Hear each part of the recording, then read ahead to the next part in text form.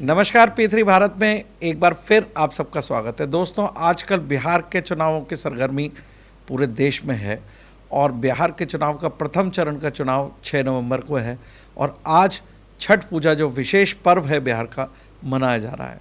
इस छठ पूजा के विशेष पर्व के अवसर पर तेजस्वी यादव के द्वारा एक पोस्टर जारी किया गया है या उनके दल के द्वारा एक पोस्टर जारी किया गया है कि बिहार का नायक तेजस्वी यादव, और कांग्रेस और तेजस्वी यादव के बीच में ये तय हुआ है कि तेजस्वी यादव को मुख्यमंत्री पद के लिए प्रोजेक्ट किया जाएगा। अब जो पोस्टर जारी हुआ है कि बिहार का नायक तेजस्वी यादव, आइए चर्चा करते हैं कि ये जो प्रोजेक्टेड नायक हैं क्या वास्तव में नायक हैं या आगे आने वाली स्थिति में पुरानी जो उनकी वर्किंग है उसके हिसाब से आप उनको खलनायक कह सकते हैं या नायक कह सकते हैं। आपने हमेशा एक गाना सुना होगा, वो गाना आपको मैं सुनाता हूँ। नायक नहीं खलनायक हूँ मैं, जिससे नज़र आता है कि क्या ये नायक और खलनायक का मामला क्या है। आइए जानने की कोशिश करते हैं सक्सेना साहब से। सक्सेना साहब, आपने एक गाना सुना और उसी के विपक्ष के रूप में राजद ने एक पोस्टर जारी किया है कि बिहार के नायक तेजस्वी यादव। अब इसको जनता कैसे लेगी? क्या वो उनको नायक मानेगी या उसके विपरीत? देखिए, बिहार के चुनाव में जो दौर चल रहा है उसमें नीतीश कुमार जी को रिपीट होने की चिंता है और ये किसी भी तरीके से सरकार में सत्ता में आना चाहते हैं। तो नीतीश कुमार जी का इतना तो गंदा रोल नहीं रहा है, जैसे आम इंटरव्यू आते हैं और तमाम फीडबैक मिल रहा है कि वो एकदम रिजेक्ट कर दिए गए हों, हैं। पर इनके बारे में अभी तक तय नहीं हो पा रहा कि ये नायक हैं, क्योंकि इनके पीछे इनका इतिहास छुपा हुआ इतिहास नहीं है, वो ओपन डिबेटेबल इतिहास है। अखबार अभी रिसेंटली 13 अक्टूबर को जो सीबीआई कोर्ट में सीबीआई का मामला था उसमें इनके ऊपर आरोप तय कर दिए गए हैं जी, और ट्रायल चल रहा है।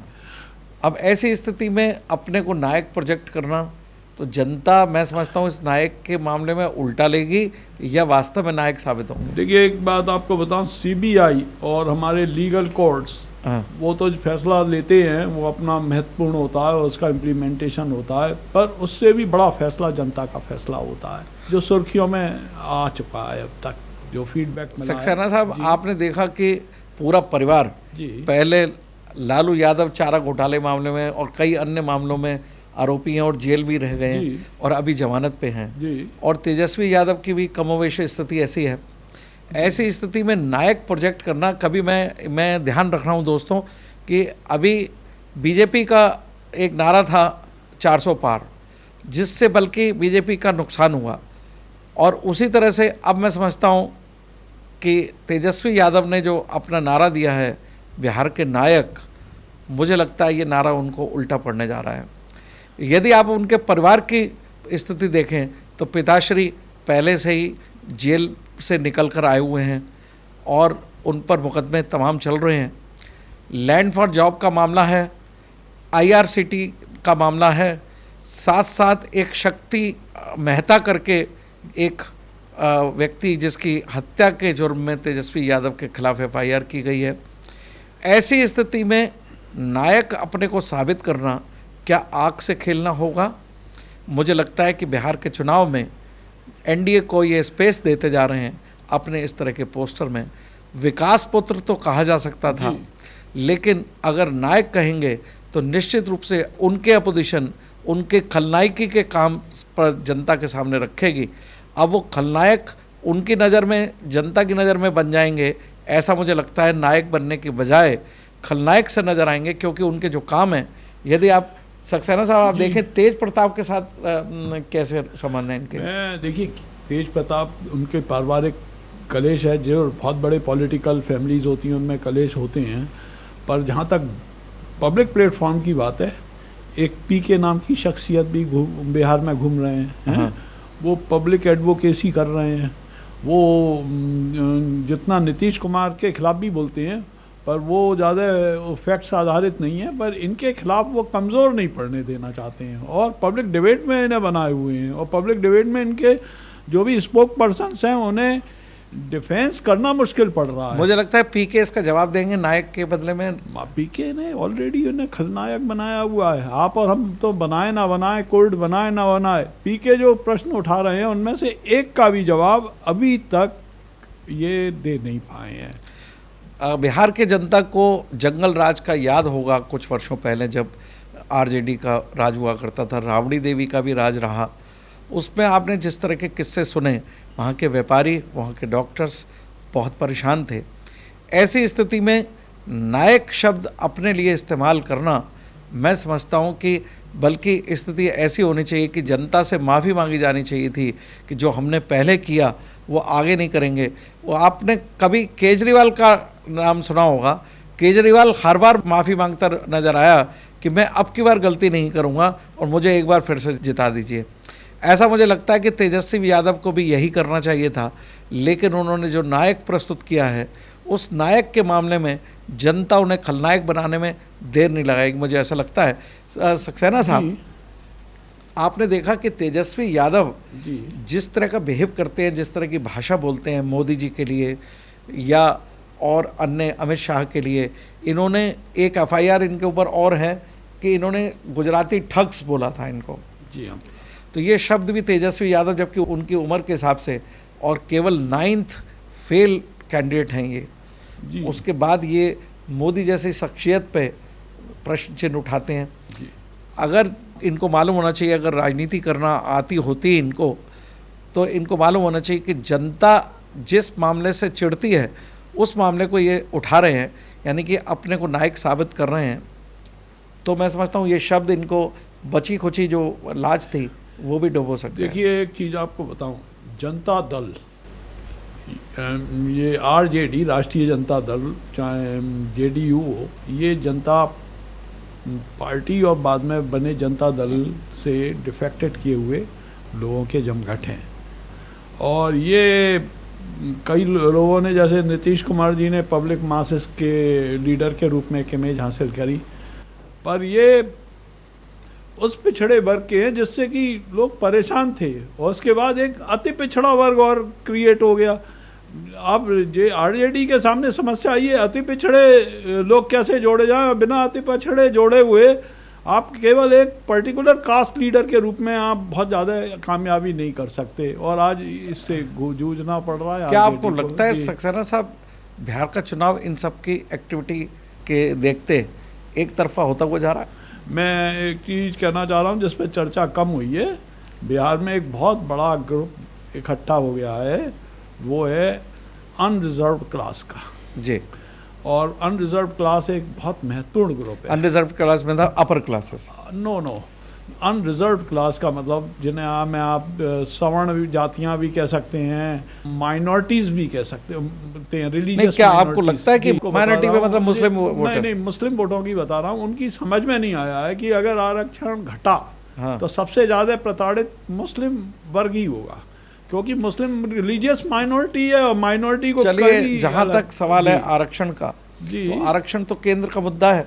नहीं, केंद्र का नहीं है, राज्य के मुद्दे को राज्य अपने यहाँ लागू करती है, लेकिन हर बार जितना भी परसेंटेज होता है फिर वो कोर्ट पे चैलेंज हो जाता है। जी।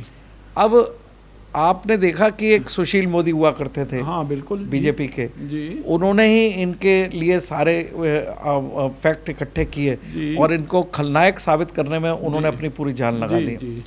और जब कोर्ट में आरोप तय हो गए हैं तो निश्चित रूप से खलनायक की स्थिति तो बनती ही जा रही है।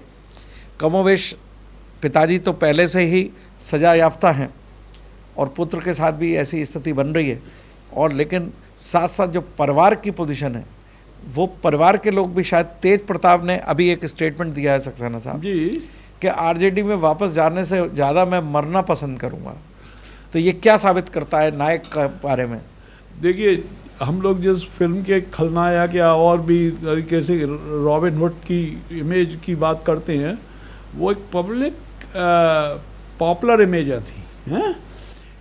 इनकी इमेज पब्लिक पॉपुलर नहीं है। इनके जितना भी उभर के आ रहे हैं उससे एक रिएक्शन हो रहा है उन वर्गों में जो प्रताड़ित महसूस करते रहे हैं। उन्हें उम्मीद जैसे लगता है कि भाई अगर ये ताकत में आ गए तो हम और ज़्यादा परेशान हो जाएंगे। किसी को अपनी बिल्डिंग प्रॉपर्टी होल्डिंग दिक्कत में लग रही है किसी मतलब को। ये मतलब आप कहना ये चाहते हैं कि जनता ये समझ रही है कि अगर ये राज में आ गए तो ये फिर खलनायक बन नीतीश कुमार जाएंगे। जी के आने का एक रीजन ये भी है, एक एश्योरेंस वाला एक अम्ब्रेला।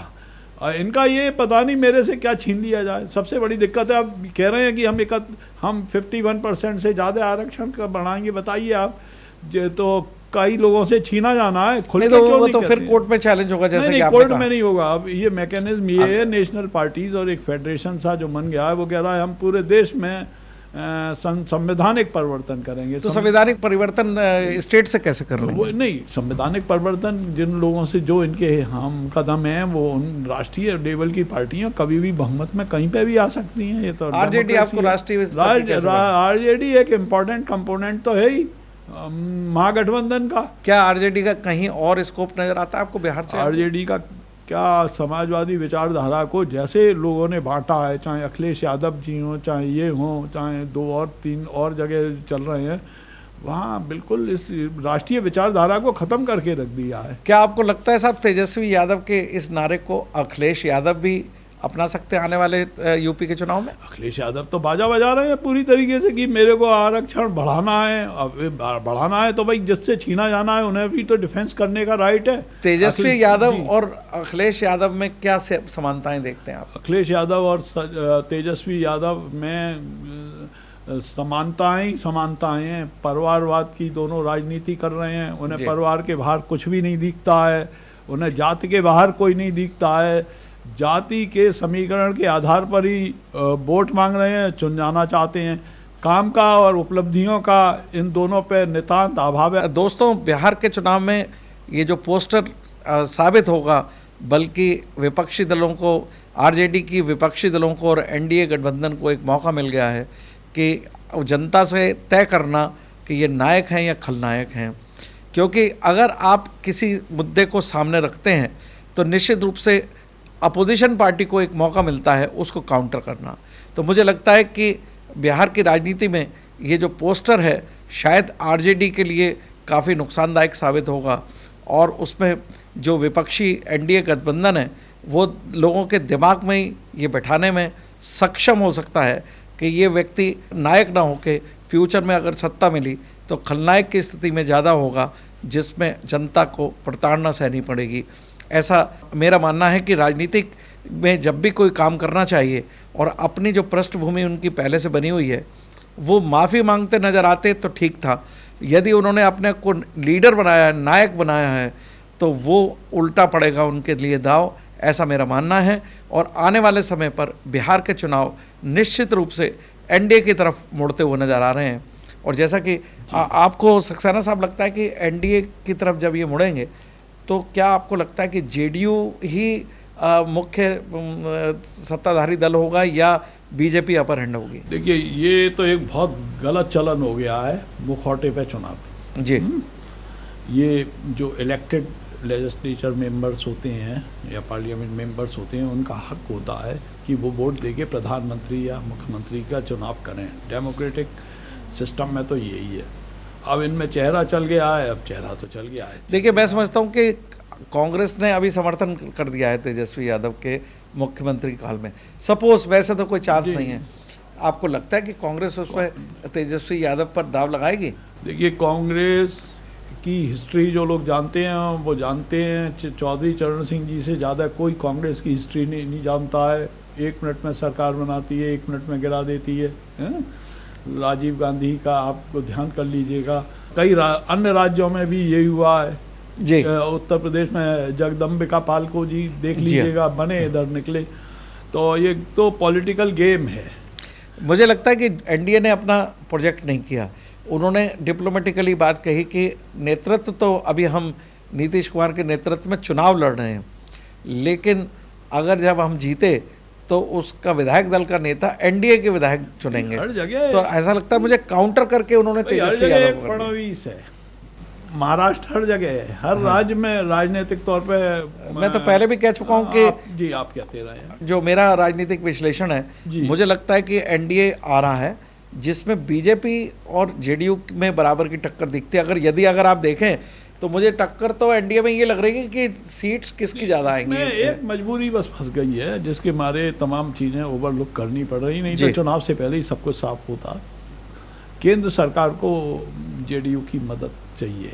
वो मैंने उसके लिए कहा कि जेडीयू की मदद करते समय मुझे लगता है कि वो भी तैयारी कर चुके हैं सक्सेना साहब। जेडीयू में भी एक नाथ शिंदे पैदा किया जा रहा है और उसका नाम है ललन सिंह। अगर स्प्लिटिंग हो गई तो फिर कोई बात ही नहीं है। पर ये क्या आपको लगता नहीं है कि ये संभावना है इसकी? भाई राजनीति, बिहार में राजनीति कोई मूल आधारित तो राजनीति, अगर आप अभी दाम आधारित राजनीति, अगर अभी आप केंद्र में जो ब्लैकमेलिंग की स्थिति नहीं बन पा रही है नीतीश कुमार के द्वारा, तो उसमें काउंटर मुझे लगता है कि ललन सिंह ही कर रहे हैं। केंद्र में मंत्री बने हुए हैं और वो अपने पार्टी लाइन से हटकर मोदी और अमित शाह से मिलते हैं। नीतीश कुमार की मजबूरी आप इससे समझ लीजिए, वो स्पेशल स्टेटस चाहते थे बिहार के लिए, वो करा नहीं पाए। आपको लगता है कि नीतीश कुमार इस समय खामोश जो नज़र आ रहे हैं, क्या वो मान गए हैं कि अगली बार उनको मुख्यमंत्री नहीं बनाया जाएगा, या अगली बार आने वाले समय पर फिर से वो बहुत अनुभवी आदमी है, वो जानते हैं, वो समझ गए हैं और ये भी समझ गए हैं अपने दल की हालत। अभी हाल ही में आपने तेजस्वी यादव को जिस तरह से बिहेव करते हुए देखा और जेडीयू के जो नीतीश कुमार हैं वो उनके ऊपर उम्र हावी हो रही है, तो ऐसा लगता है वो कई बार अपने बेटे को भी प्रोजेक्ट कर रहे हैं। ऐसा नहीं लगता आपको कि बीजेपी नवंबर तक इंतजार कर रही है, उसके बाद जेडीयू के साथ पल्ला झाड़ा जा सकता है? बिहार की एकदम अलग आइलैंड वाली राजनीति है। बिहार में कोई वो नहीं है। बिहार में इस समय केवल एक चीज पड़ गई है बड़ी मुश्किल में, वो पड़ गई है केंद्र सरकार को जेडीयू की मदद। अदरवाइज ये तो मैं समझता हूँ उड़ीसा की राजनीति थी। अब 90% लोग जानते ही नहीं है उड़ीसा में क्या चक्कर हुआ, संबित पात्रा का क्या रोल रहा है, और बिहार की उसकी करते हैं। बंगाल की राजनीति जरूर चर्चा में रही है, पर ये बिहार की राजनीति में केवल एक कनेक्शन रह गया है, वो है मोदी जी को जेडीयू की मदद की जरूरत। देखिए मुझे लगता है सक्सेना साहब, जेडीयू की मदद को अगर आप ये काफ़ी कांग्रेस हमेशा इसी ताक में थी कि जेडीयू को किसी तरह से तोड़ा जाए, और आपने देखा कि विदेशी ताकतों ने भी चंद्रबाबू नायडू से भी संपर्क करने की कोशिश की, और यहाँ तक है कि जेडीयू से भी संपर्क करने की कोशिश की। अभी प्रशांत किशोर तेजस्वी यादव से मिलने गए थे, अभी उन पर एक आरोप लगा है कि कांग्रेस उनको फंडिंग कर रही है वोट कटवा के लिए, जैसे केजरीवाल कभी हुआ करते थे। तो क्या आपको लगता है प्रशांत किशोर तेजस्वी यादव की मदद कर रहे हैं या एनडीए की मदद कर रहे हैं? प्रशांत किशोर जो धूल झड़ जाती है आरोपों पर किसी भी पॉलिटिकल लीडर पे, उनकी पॉलिटिकल लाइन नहीं है, इनके इंडिविजुअल लीडर हैं। जैसे आप सुब्रमण्यम स्वामी जी का देखते हैं ना, कोई पॉलिटिकल आइडियोलॉजी नहीं है जी, उन्होंने टारगेट कर रखे हैं जो उनके एंटी पॉलिटिक्स हैं, पॉलिटिकल फेसेस हैं, उनकी वो पॉलिश करते रहते हैं। ऐसे ही बिहार में यही सुब्रमण्यम स्वामी वाला काम प्रशांत किशोर कर रहे हैं, वो इनके आरोपों पर धूल नहीं झड़ने दे रहे हैं। तो दोस्तों मुझे लगता है कि ये जो पोस्टर बिहार के चुनाव का बनाया गया है वो फिर जनता के दरबार में पहुंचते में नायक और खलनायक की कंपटीशन कल से शुरू हो जाएगा, और निश्चित रूप से तेजस्वी यादव को इसका खामियाजा भुगतना पड़ेगा। ना केवल इस पोस्टर से भुगतना पड़ेगा, लेकिन जो उसके घर की भी आंतरिक राजनीति है, तो आने वाले समय पे घर के लोग भी कुछ इस तरह का खुलासा कर सकते हैं जो नायक छवि से जस्ट उल्टा होता हुआ नजर आएगा। तो ऐसी स्थिति में तेजस्वी यादव की और मुश्किलें बढ़ती जाएंगी और एनडीए के राह आसान होती नजर आ रही है, ऐसा मेरा मानना है। धन्यवाद।